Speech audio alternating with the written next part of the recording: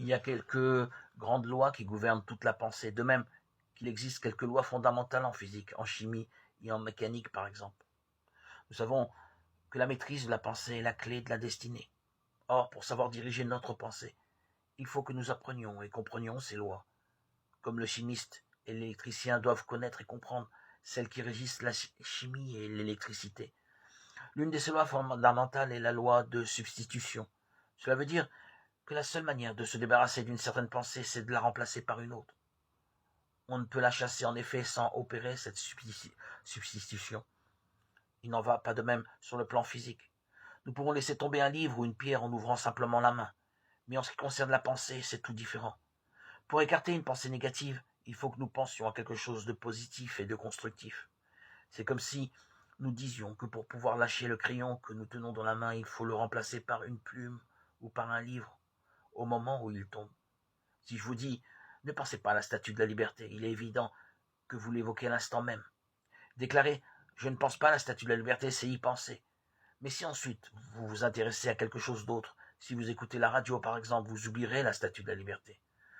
Alors, vous aurez opéré une substitution. Quand des pensées négatives vous assaillent, ne les combattez pas, mais évoquez quelque chose de positif. Pensez de préférence à Dieu naturellement.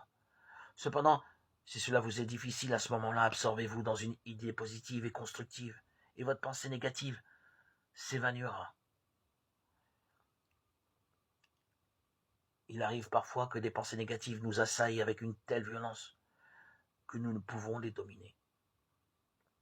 C'est ce qu'on appelle une crise de dépression, un accès de tristesse ou de colère.